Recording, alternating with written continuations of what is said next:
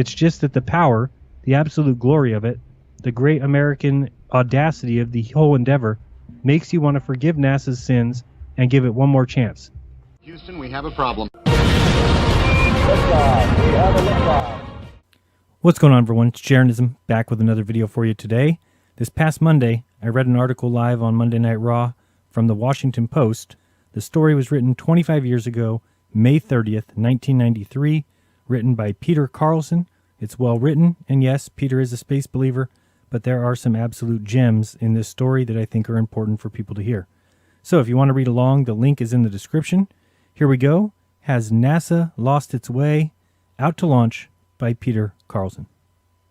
Distracted, the dog glanced up at the gaggle of jostling photographers. Peeved, the cop yanked on his leash and the beast reluctantly went back to work, sniffing a line of camera bags that was laid out across the pavement. The canine nose uncovered no hint of bombs or weapons, so the photographers were permitted to pick up their bags and shuffle 10 yards forward to a short fence guarded by a SWAT team cop holding a nasty-looking 9mm Glock pistol. It was not yet 6 in the morning. Dawn was breaking over Kennedy Space Center near Cape Canaveral, Florida. The countdown clock was running with about 4 hours to go before blastoff. But first, at precisely 6:36, there would be a strange little ritual. The astronaut walkout. That's why the photographers were here, jockeying for space along the fence. There were about 50 of them from all over the world, fiddling nervously with their cameras and watching NASA officials whisper into walkie-talkies. And then, right on time, the astronauts walked out of the nondescript building where they'd spent the night. There were 7 of them, 5 Americans and 2 Germans, each clad in a bright orange flight suit and high-top black sneakers. They smiled and the cameras clicked like Gatling guns. They waved and the cameras clicked some more. Then they walked about 20 steps and climbed into a pudgy silver Airstream trailer. That was it. The aptly named astronaut walkout took about a minute. It was an utterly absurd event, except for one thing: if the shuttle blew up, as the Challenger did back in 1986. Well, then these pictures would appear in every newspaper in the world. Last shots of the brave, grinning heroes alive, which is precisely the reason for the astronaut walkout. This cute little photo op is really a grim little death watch. The photographers know it, and the astronauts know it, but everybody pretends otherwise and keeps smiling. It's one of the bizarre rites of spaceflight. The Airstream pulled slowly out of the parking lot, carrying the astronauts to Launch Pad 39A, where the shuttle Columbia stood glistening in the day's first light, filled with 500,000 gallons of rocket fuel, and then NASA's official visit escort marched the photographers back to the 2 grungy buses which took them back to the geodesic dome where the press awaits blastoff. Inside that dome, reporters huddled around portable computers, banging out stories about an event that hadn't occurred yet. Some of the veterans wrote 3 advanced stories, one for liftoff, one for a last-minute postponement, and one, the one they didn't show anybody, for an explosion. Later, the appropriate version would be updated with the actual facts. Milling around, too excited to sit still, were other reporters, or pseudo-reporters, space buffs with dubious credentials from college papers or tiny newsletters or public access TV stations. They spouted space trivia the way sports fans rattle off statistics about the 1927 Yankees. One middle-aged guy confessed in a whisper that he was a lawyer, not a reporter, for the radio outfit whose credentials he wore. He said the shuttle represented the apotheosis of the whole culture, and spoke with an awe about how it emitted an inner glow like the Pieta. At T-minus 8 minutes, I wandered outside to stake out a spot on the lawn in front of the press grandstand.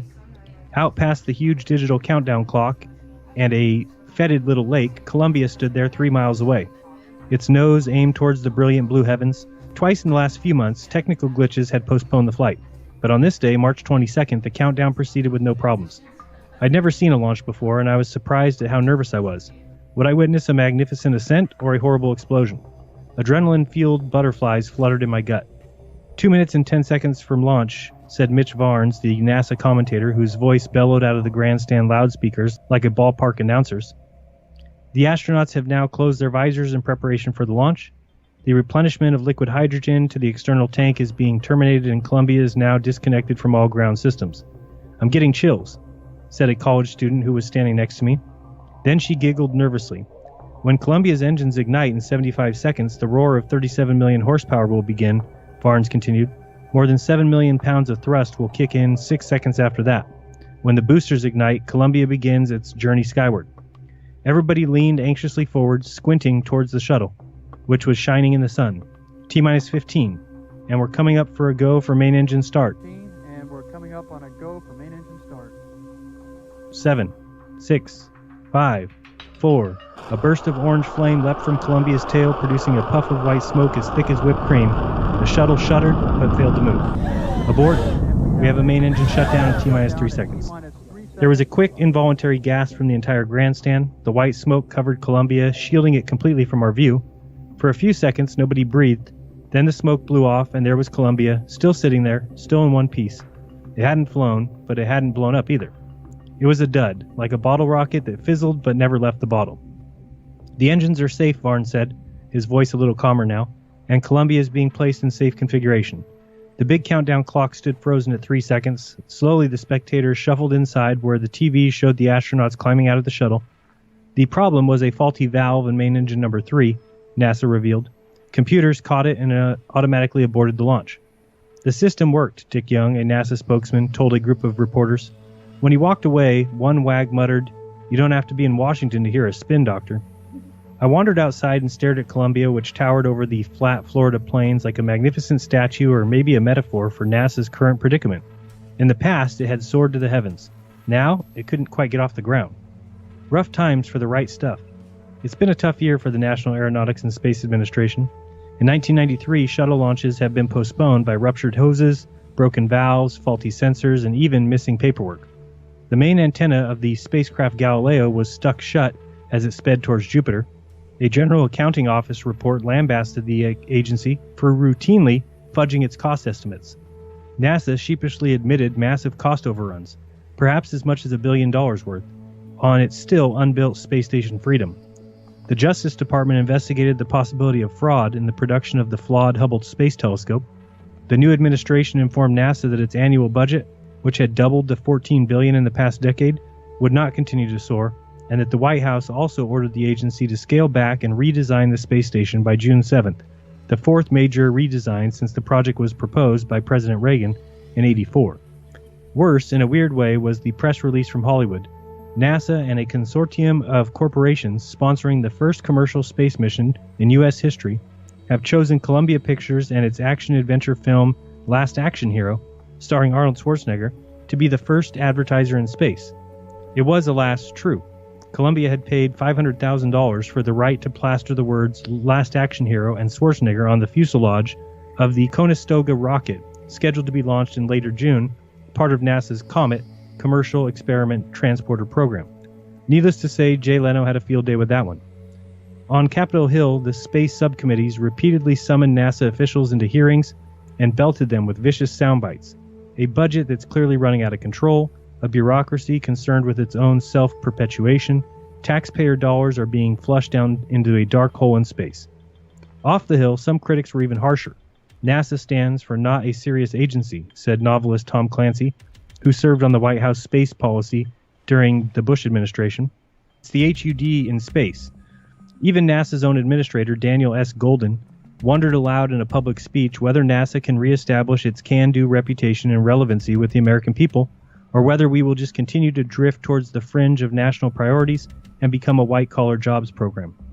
In the spring of 1993, NASA somehow seemed like an old home-run king who was past his prime, going flabby in the gut and creaky in the legs, on and off the disabled list, hitting about 220, and yet still capable at some dramatic moment of launching one, sending it into orbit, thrilling the crowd and bringing back memories of its magnificent youth.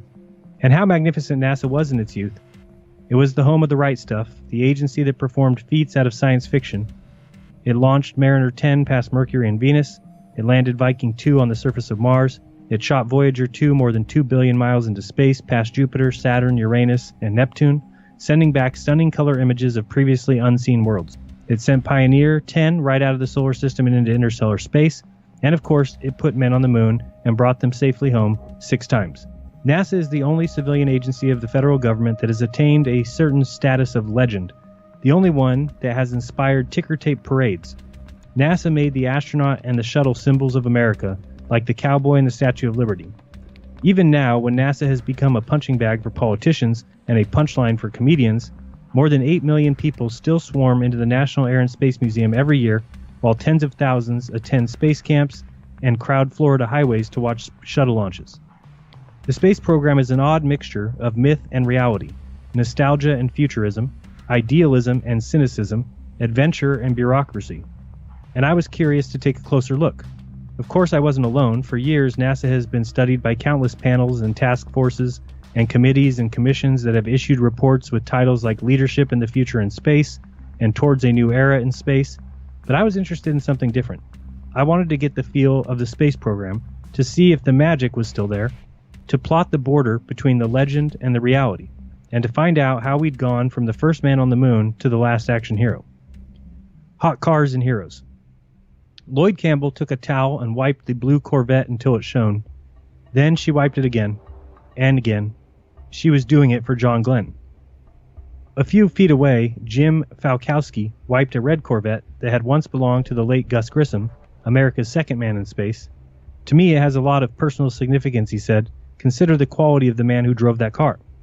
They were standing in the parking lot of the First Baptist Church in Cocoa Beach, Florida, beneath a sign that read, "Welcome home, Mercury and Gemini astronauts," getting the vintage vets ready to carry 17 of America's original astronauts in a parade down the main drag of Cocoa Beach. The occasion was the induction later that day of 13 Gemini astronauts into the Astronaut Hall of Fame in nearby Titusville. The Corvettes were appropriate historical facts because back in the early 60s, a local Chevy dealer gave the original astronauts Corvettes, and they used to roar around town letting off steam after a tough day of training. Lois Campbell wiped the blue vet down one last time and then spread some laminated front pages of the old Cocoa Tribune across the hood. "Shep did it," said one huge headline from 1961 when Alan Shepard made America's first spaceflight. "Glenn makes it," said another one from a year later. "The kids love seeing these old newspapers," Campbell said. She's 43 and a history teacher in a nearby high school. "Are the kids interested in today's space program?" I asked. "I don't think so," she said. "They'd rather see one of those pop stars." "People have kind of forgotten about the astronauts," Falkowski added. "They're thinking of Michael Jordan and Axel Rotten, and they've forgotten about this." It had been raining for most of the morning, but now the sun was burning through the clouds and people were coming out for the parade. One of them was Bet Kelso, a red-headed woman wearing bright pink lipstick and a crimson heart-shaped earring. She's 60, which means, she said, that she has another 80 years to go. "I'm going to be shot by a jealous 30-year-old wife," she said, laughing. She remembered Cocoa Beach back in the 60s when it was a funky boom town of only a couple thousand people. Space was exciting then, she said, but not anymore.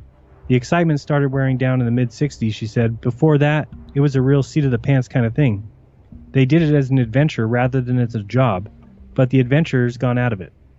Back in the old days, you'd meet the astronauts when they were drinking in the Holiday Inn or at the old Samoa, she said. She smiled when she talked about Alan Shepard and Wally Schirra. They were alive, she said. They had that inner spirit. A couple minutes later, they arrived. Shepard, Schirra, Glenn, Gordon, Cooper, Scott Carpenter, Buzz Aldrin, and the rest. They're men on the verge of old age now, guys with gray hair or thin hair or no hair at all, guys in sweaters and sports jackets and tasseled shoes. They perched in their Corvettes and signed autographs and posed for pictures. Most of the autograph hounds were as old as the astronauts. One guy sat in a metal chair on wheels, his nose hooked by hoses to a silver bottle of oxygen, a cap that said Gemini Celebration perched on his head. Off to the side stood Jose Gilbert, a 12-year-old who lived nearby. "I just wanted to see them," he said. "I thought it would be pretty good to see what they look like." "What about the shuttle launch on Monday?" I asked him. "Are you excited about that?" He looked perplexed. "No," he said. "I don't think so." The myth and the history. "Some countries build cathedrals," said John Pike. "We have a space program." Pike is the director of Space Policy Project at the Federation of American Scientists. It's a classic Washington wonk job. He spends his workdays reading technical reports and testifying before congressional committees and talking to reporters. "I answer the phone. People ask me a lot of questions, and I answer them," he said with a wiry smile on his bearded face. He wasn't kidding. Pike is legendary in space circles for his ability to rattle off perfectly phrased sound bites at a moment's notice, and I soon learned why. He greeted me, but then he sat down and put his big feet on the desk and kept them there for 3 solid hours while he sipped water, smoked several Camels, answered the phone, and spouted sound bites on various topics, including predictions on NASA personnel matters that later proved true. It was pretty impressive. I'd read Pike's Senate testimony on Space Station, and I had come to ask him technical questions, but we were soon sidetracked with a discussion about the myth. The fundamental thing that the civil space program has done all along is embody and express core national values and aspirations, he said.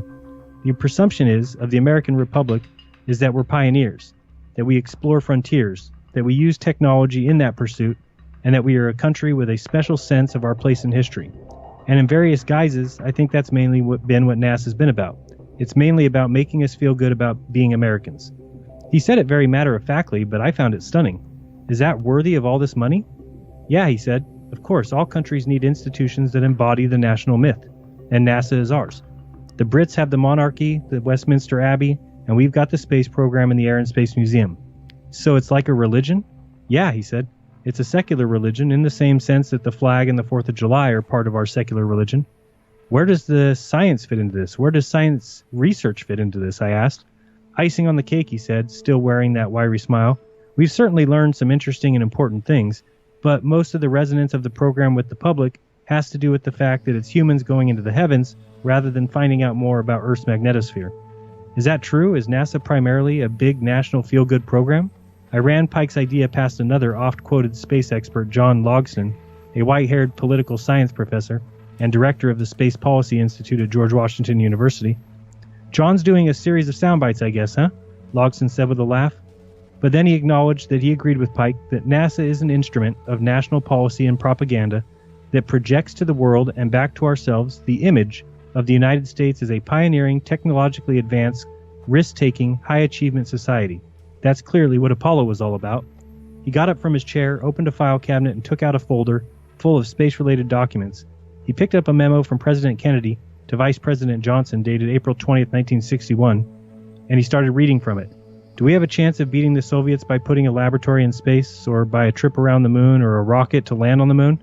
Is there any other space program which promises dramatic results which we could win? He picked up another memo. This one was from the Defense Secretary Robert McNamara and NASA head Jim Webb to Kennedy 2 weeks later, and read from that. It is vital to establish specific missions aimed mainly at national prestige. 2 weeks later, Kennedy stood before a joint session of Congress and announced the new goal for the infant space program, landing a man on the moon and returning him safely to Earth. Thus, Apollo was born. It was conceived, Logston said, in reaction to Kennedy's political problems, the Bay of Pigs, Laos, the Soviet success in space, but never as a scientific endeavor. Science had nothing to do with it, he said.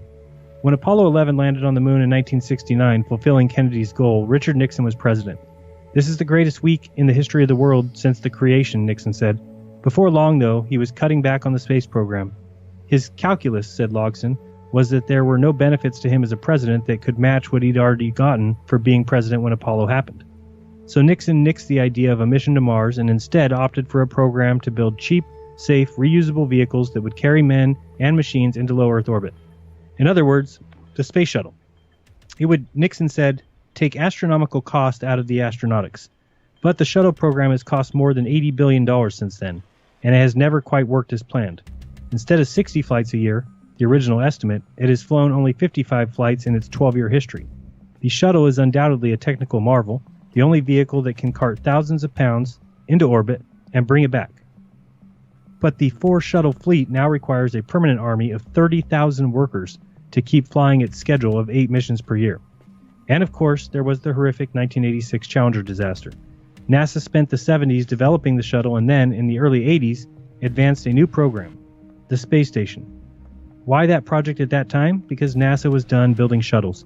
Logston said, NASA is an organization that is set up to develop big, new hardware systems. Either you found something else to do, or you shut down portions of the organization, and every institution tries to maintain itself. So it was a big WPA project, I asked him? Yes. That was the primary goal?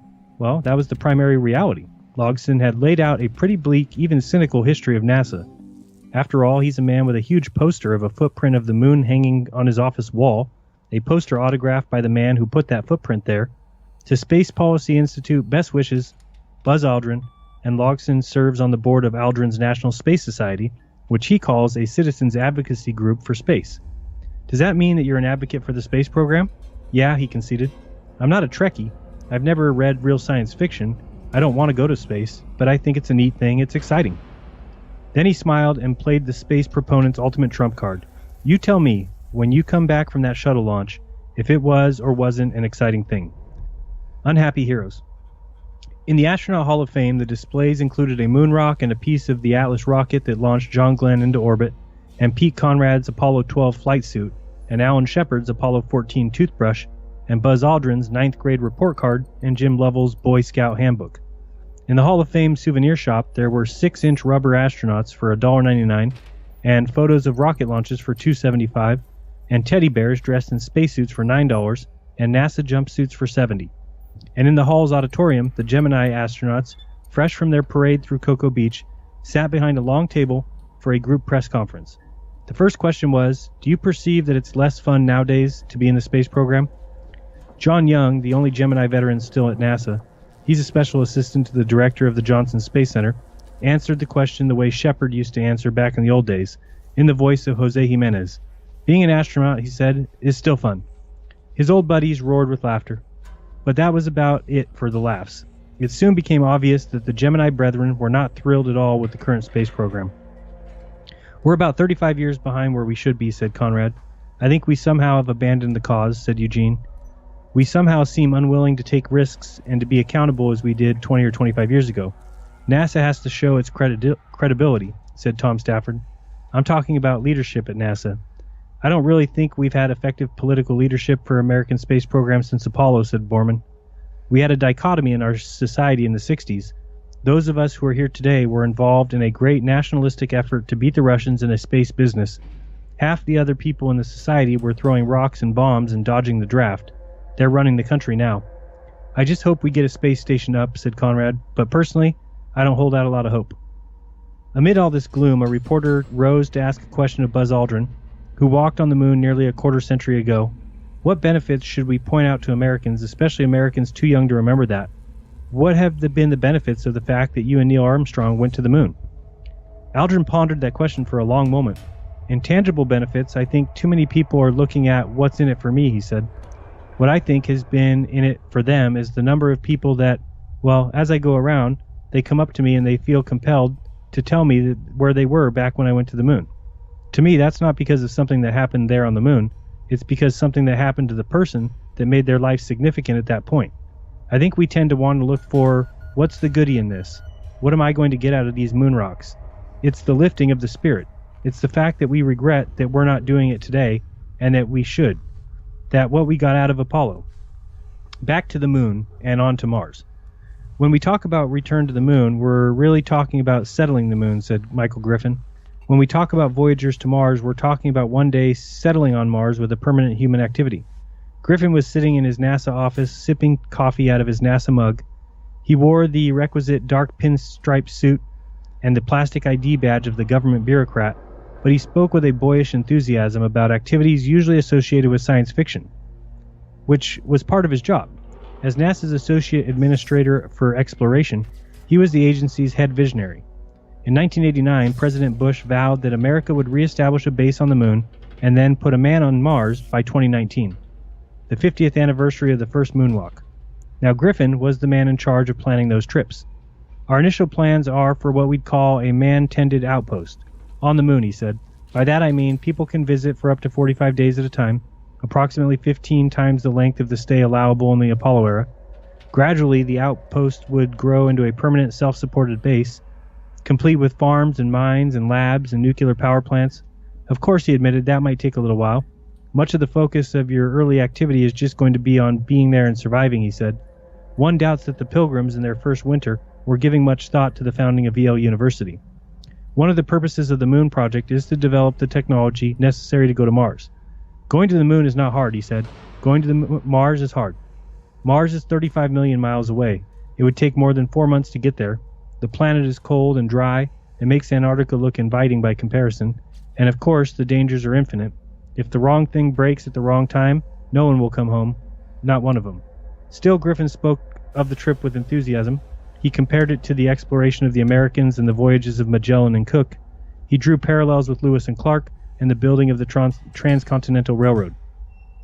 It's the next step outward in the expansion of the human species off Earth, he said, and that's something that will come, something that must come. It will benefit the people back on Earth in tremendous and numerous ways. Like what, I asked. Well, when we learn to develop and exploit the resources of the solar system, he said, we're going to be developing new technologies.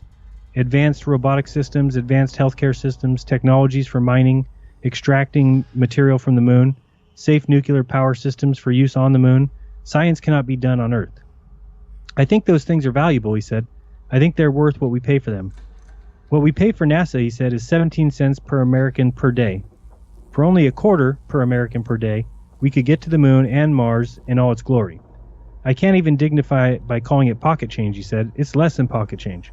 Griffin was pretty convincing, at least to me. I left ready to pony up my quarter a day. Apparently, other people were not so moved. 10 days later, NASA Administrator Daniel Goldin announced that he was closing the Office of Exploration and transferring Griffin to a job as chief engineer. Technically speaking, we are not ready to return to the moon or go to the Mars, Goldin said. He later explained in a speech, we haven't established that humans can live and work in these extremely hostile environments for a long period of time. We haven't established that we could do this program for $50 billion instead of $500 billion. We haven't done the precursor robotic scouting missions that are necessary. We don't have a heavy launch vehicle in the pipeline, so we need to get our house in order before we push on. America's most famous toilet.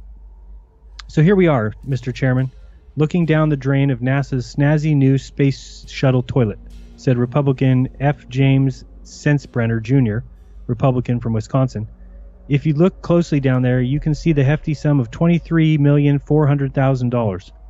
Fortunately, neither Sensenbrenner nor the chairman was literally looking into a toilet. Actually, they were sitting in the hearing room of the House Subcommittee on Space, surrounded by color photos of a shuttle launch and spacewalking astronaut, and they were verbally mugging a panel of NASA bureaucrats. Hearings are a common aspect of the life at NASA, at least as common shuttle launches. In fact, they're becoming a familiar ritual. An irate congressional committee sits there outraged at some horrendous cost overrun, summons NASA honchos in to be raked over the coals while TV cameras churn. In this case, it was a cost overrun on a new, improved toilet for the space shuttle. NASA contracted for Rockwell International and Hamilton Standard to produce 2 commodes for $8.3 million, and then 2.5 years later, the agency got 1 commode for $23.4 million. Much publicity ensued, and the commode became America's most famous toilet. And now, Sensenbrenner, his face red and his voice raised, was going at full oratorical throttle. The insularity, the incompetence, and arrogance that's showing up today in NASA, a NASA that can't shoot straight with Congress, that can't shoot straight with the public, that can't seem to pay for a toilet for the astronauts without displaying some kind of horrendous neglect. Which was not unusual, Sensenbrenner pointed out. He cited a GAO study of 29 major NASA programs which revealed that 25 of those exceeded their original cost estimates, that 21 rose by at least 50%, and that 10 doubled in cost. Why is this system of making things for humanity's greatest space program, he asked, so tolerant of mediocre performance and flat-out lousy management? That was the rhetorical question. The NASA panel wasn't supposed to answer it. First, the other committee members would get a chance to make opening remarks, which they did, flogging the panel with angry rhetoric, much of it containing unfortunate attempts at toilet-related humor. We cannot be asking American people in this country to be tightening their belts and having NASA dropping their pants on a $23 million toilet seat, said Tom Romer. This is a high-priced potty, said Harold Volkmer. We're not just looking at a space toilet today, said Dana Rohrabacher. This is about whether or not the management of the space program is adequate or not. The credibility of the entire space program is at stake, said Dick Zimmer. It's absolutely crystal clear, said Martin Holk, that when we have to go back and talk about defending a gold-plated toilet that costs about 5 times more than it was supposed to on a per-unit basis, it's awfully difficult to come off without egg on your face. This verbal horsewhipping went on for nearly an hour, while a panel of 5 NASA honchos in dark suits sat at the witness table, silent and stoic. This ritual is apparently how NASA desk jockeys prove that they have the bureaucratic equivalent of the right stuff. They show it by remaining utterly unemotional while being bludgeoned by TV-frenzied polls, and then, after being duly sworn in, by droning on with prepared statements that are so long, so convoluted, so jargon-studded, so stupefyingly dull that the committee is bored into submission. Jeremiah W. Pearson III, NASA's Associate Administrator for Spaceflight, went first. Thank you for the opportunity to come before you today to discuss NASA's management of the Space Shuttle improved waste collection system in the context of NASA's program management and procurement practices in general. Then came Daniel F. Germany, a manager at NASA's Johnson Space Center. Primary reasons for the cost overruns were the significantly underestimated task complexity by Hamilton standard and significantly underestimated vendor and subcontractor costs for hardware components.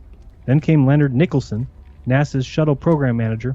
All of these agreements and commitments are then reviewed and confirmed at the preliminary design review and then again at critical design reviews. Then Deirdre A. Lee, NASA's acting associate administrator for procurement. In the area of the program management, the agency has developed an infrastructure to strengthen the program and the process management. This is going to include a program management council chaired by a deputy administrator and consisting of other key managerial positions. By this time, it felt as if all the air in the crowded hearing room had been completely sucked out and replaced by carbon monoxide.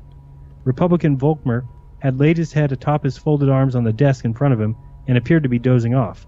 But several other members of the subcommittee managed to stay awake.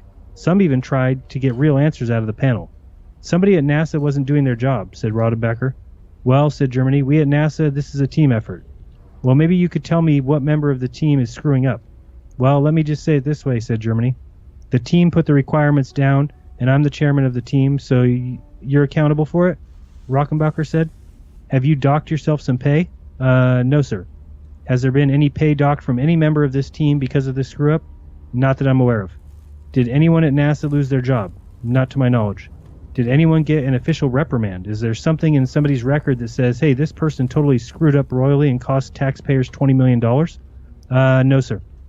And on it went. A week later, the committee held another hearing, this one on the cost overruns of the space station Freedom, cost overruns approaching $1 billion. Redesigning Freedom. The phone rang. A young woman picked it up. Good morning, she said, space station. She was not in the space station, of course. The space station doesn't exist yet, although NASA has already spent $8 billion on the planning phase of what was originally supposed to be an $8 billion project. She was sitting in NASA's headquarters outside the office of Marty Kress, who is deputy director of the space station. Kress, a former staffer on the Senate Space Committee, was the man deputized to explain Space Station Freedom to me. He wore a bulky green sweater and corduroy pants, and he never stopped moving, flickering imaginary dust specks off his red desktop and doodling rectangles inside of other rectangles inside of rectangles on his yellow legal pad. Why do we have a space station? I asked. Believe it or not, I think that's the key question, he said. I've always personally felt, and I have 3 kids, to me it has to be as much symbolic value as it does practical value. It was kind of a bridge to the next century. It was a way of the United States telling the world that we are committed to maintaining our leadership in high technology, so I always felt its primary purpose was to be a space-based research center that would push the edge of technology. Various space station plans have blossomed on NASA's drawing boards for decades, but the project finally got off the ground, metaphorically if not literally, when Jim Briggs, the agency's administrator, sold the idea to Ronald Reagan in 1983. He and Reagan agreed on the concept, almost like Kennedy and Apollo, over the objections of most of his key advisors. And the next thing you know, there was a space station program. In the 1984 State of the Union address, Kress said, at that point in time it was advertised as $8 billion off the shelf. But people have to realize that at that time, there wasn't even a drawing or one study. It wasn't a marketing of a concept. It was originally an audacious concept. Freedom would be a permanently manned station with several laboratories, a satellite repair facility, observation stations, a storage depot, a facility for manufacturing medicines, a transportation depot, and a staging base for missions to the Moon and Mars. Gradually, though, as predicted, the price tag grew to $38 billion. The GAO estimated in 1991. The station was redesigned, and it got smaller and even smaller. We change it every 2 or 3 years, Kress said. Either the change of administration does it, or the change of committee chairman on the Hill does it, or the change in the focus of Congress does it, or the agency does it itself. And you sit there and you go, wait a minute. In 1991, Freedom was nearly killed when a House Appropriations Subcommittee refused to fund it. That sparked a battle in Congress. Among those lobbying against the station was a consortium of 14 scientific groups, including the American Physical Society, the American Chemical Society, the American Mathematical Society, which warned that the excessive cost of the station threatens the vitality of other scientific research projects. But NASA had a weapon stronger than science. It sent every congressional office a map of the United States showing the locations of businesses with a station-related contract. There was more than 100 of them, scattered in 29 states. The map was labeled Business Getting Bucks. Not surprisingly, Congress voted to fund the program, but it also demanded that the station be redesigned and, of course, made smaller. Then, this past January, as the new administration was settling in, NASA revealed that the station was facing potential cost overruns of somewhere between $500 million and $1 billion. This caught us totally off guard. I'm not going to kid you, Kress said. We didn't manage the prime contractors as well as we should have, and they didn't manage their subcontractors as well as they should have. Cost overruns are regrettable but inevitable, Kress said. The Pentagon and other government agencies that purchase huge, complex systems have the same problems. I'd like to tell you that I have the answer to cost overruns, he said, but I don't think the agency does. In February, President Clinton ordered NASA to redesign and scale down the station yet again, and Administrator Golden promised to produce a streamlined, cost-effective design, which is now scheduled to be unveiled on June 7th. Everybody's always sitting there, ready to amend or change, Kress said, sounding a little peeved at the whole process. My view is that it's about damn time people build something. A standing O for the Big Bang. The white-smocked scientist melted into a hideous puddle atop his desk, right next to his microscope, as his colleagues stared in horror. My God, it's Professor Dickel, said their boss. Weinberg, see what the devil he was working on, and the rest of you get back to your stations. It was a Far Side cartoon, one of many Far Side cartoons taped in the hallways of Building 21 at NASA's Goddard Space Flight Center in Greenbelt. It's a building full of scientists who study astronomy, atmospheric chemistry, solar physics, infrared astrophysics, and the other issues generally overshadowed by NASA's more spectacular successes and their failures. I was wandering the halls of Building 21, killing time between appointments, pursuing the stuff on the walls. On the bulletin boards were notices about a workshop on mass supply and flows in the solar corona, a symposium on the infrared cirrus and diffuse interstellar clouds, and a colloquium on particle acceleration phenomenon in astrophysical plasma. There were photos of impact craters on Venus, which looked like lakes of fire, and there was a list of new books in the Goddard Library, which included gas chromatography and a catalog of quasars and active nuclei. On one wall was a newspaper story about NASA's Cosmic Background Explorer, or COBE project. It caught my eye because I was on my way to interview the COBE's head scientist, John Mather. The headline read, "Exclusive Photo of Heaven." The text was even better. Scientists claim to have found heaven at the center of the Milky Way galaxy, and that they have a photograph to prove it. The photograph showed a horizontal line with a light shining in the middle, a light that the paper identified as an enormous celestial city that may be inhabited by God and the souls of the dead.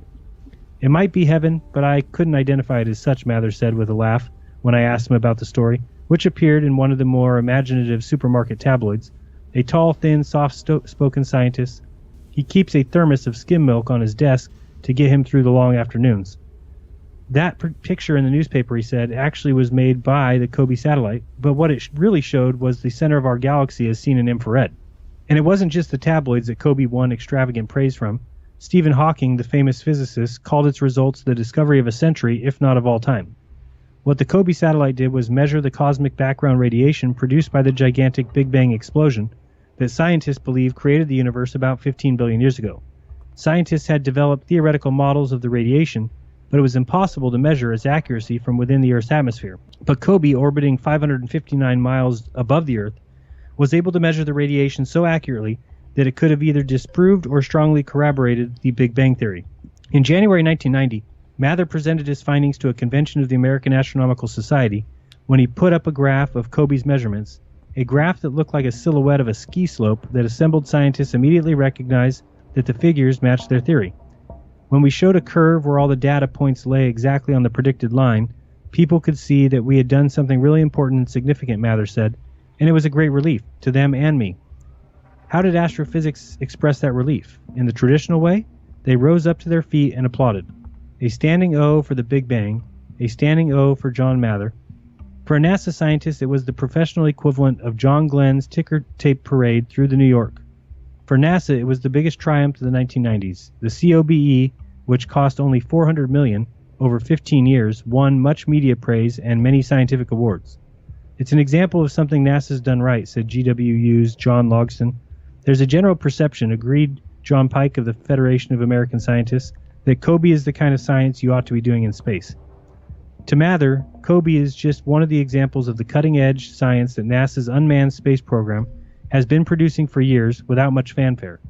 The agency spends nearly a fifth of its budget on science, not just space science projects like Kobe, but Earth science projects like Nimbus satellite, which have been monitoring the Earth's ozone layer since 1978, long before the ozone became a hot issue.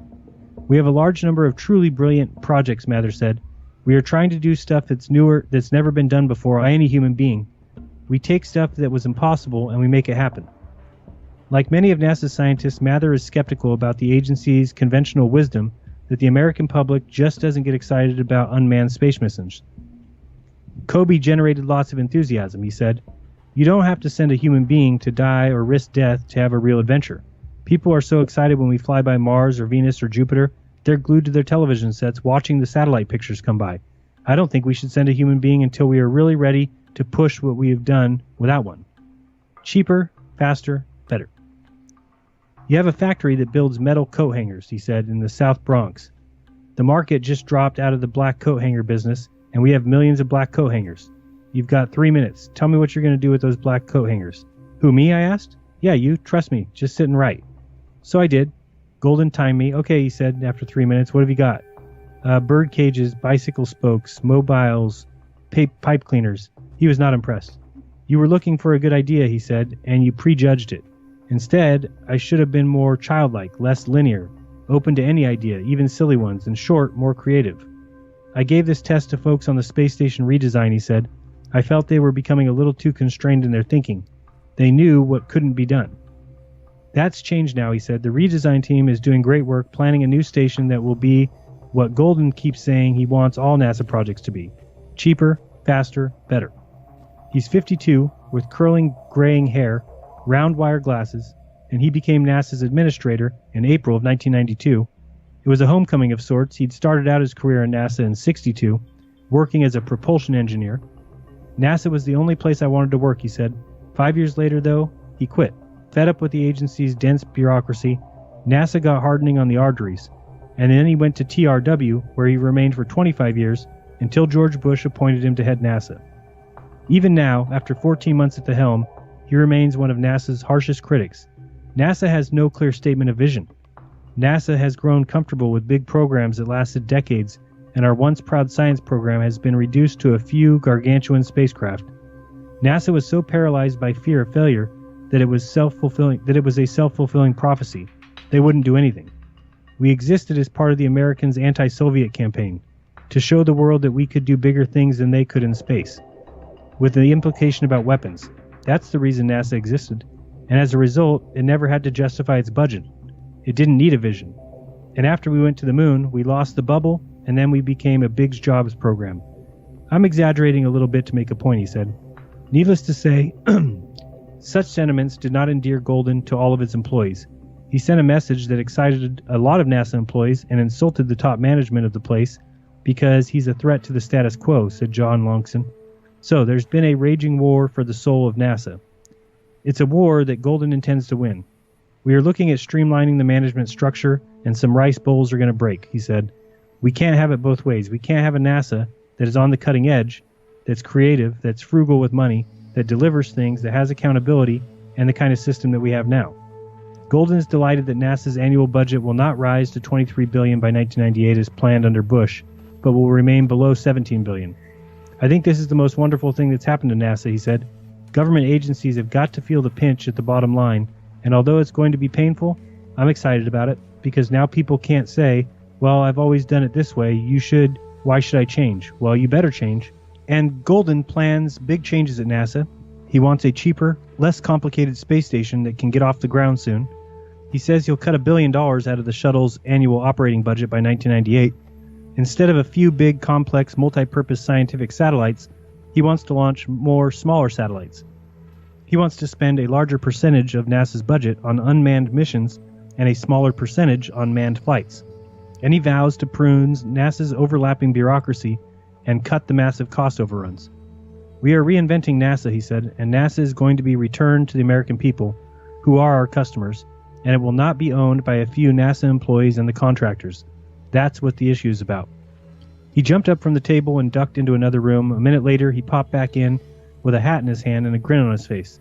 It was a baseball cap with USA above the bill, and a button with the word whining crossed out by a red slash.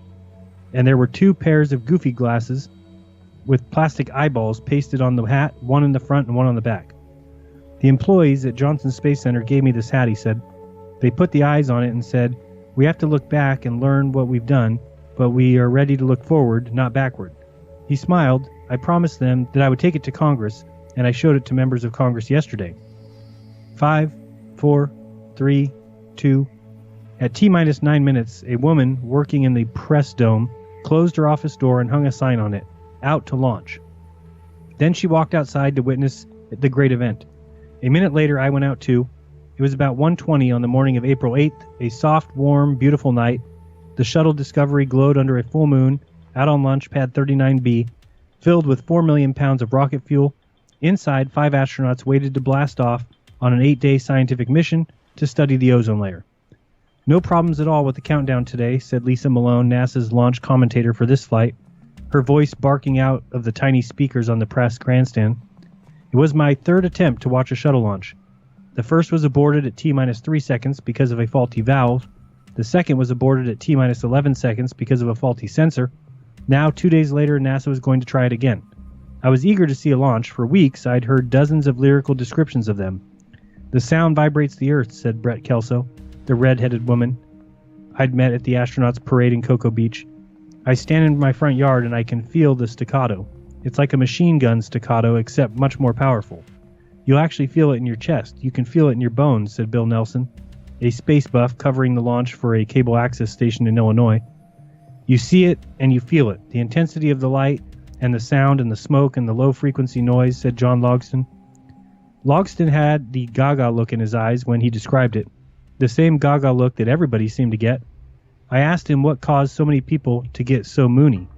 "Probably the pure sensual sexual energy of what's going on," he said. "Sexual? That's the same word novelist Kurt Vonnegut had used to describe the experience. It's a big space bleep," Vonnegut wrote. "How would taxpayers feel if they found out they were buying orgasms for a few thousand freaks within a mile of the launch pad? And it's an extremely satisfactory orgasm. I mean, you're shaking and you do take leave of your senses." As I said, I was eager to see this launch. "T-minus 10, said Lisa Malone. 9, 8, we've got to go for main engine start. 6, 5, 4, 3, 2, 1, we have ignition. We have liftoff." Discovery rose slowly on a bright yellow column of fire. From the bleachers behind me came this high-pitched squeal of delight as the sound of Shea Stadium when the Beatles stepped on stage. For a moment, that was only noise. Then came this low rumble, like a silk ripping, like a roaring fire. Discovery pushed upward into the black night, but the horizon below it was as bright as the moon. It was an eerie effect, like the famous Magite painting of a night street below a sunny sky. The sound got louder and deeper, like the ultimate bass note, like distant thunder, like an ocean full of ice cracking, like the last creak of a mine timber before the cave-in, like nothing I'd ever heard. And that's just the sound of the sound. There's also the feel of the sound. It pulses out the ground up, your leg bones and your inside your chest, like the vibration of the ultimate electric bass note, like a minor earthquake, like the rattle of windows when a jet goes by, like nothing I've ever felt. And then the force of the blast-off hit me, pushing me backward like one of those shoves to the chest by a guy who was in a bar fight, the ones they give each other instead of punches when they really don't want to fight. Discovery streaked higher into the sky, picking up speed. 1.5 minutes so far, said the voice from the speaker. And Discovery had already burned more than 2.5 million pounds of propellant and weighs less than half that it did at takeoff. Altitude now was 15 miles, 12 miles from the launch pad. Discovery is traveling at 2,050 miles per hour. It streaked higher and streaked to the north, traveling up the east coast. Altitude is now 61 miles, 365 miles from the launch pad. Discovery is now traveling at 9,800 miles per hour. It looked like the 4th of July rocket now, getting smaller and quieter, and finally, after 7 thrilling minutes, it disappeared into space. It was a sensual experience. It was sexual. The Earth moved, my body trembled, I saw fireworks, and when it was over, the guy from the New York Times lit up a cigarette and everybody chatted about how it felt and how it compared to other launches. Weeks later, defending the space program, John Logston had said, "You tell me when you come back here. from the space launch if it was an exciting thing? Well, it was better than exciting. It was magnificent. It was awesome. It was inspiring. Now I understand that gaga look. It's not that the mere act of seeing the space shuttle blasting off blinds you to the bloated bureaucracy and the cost overruns. It's not that witnessing a space shuttle soaring heavenward makes you forget the pork barreling and the outrageous waste. It's just that the power, the absolute glory of it, the great American audacity of the whole endeavor, makes you want to forgive NASA's sins and give it one more chance. So if they can cut waste and trim the fat, if they can really do it cheaper, better, and faster, then let them do it. Light the fuse and let it fly.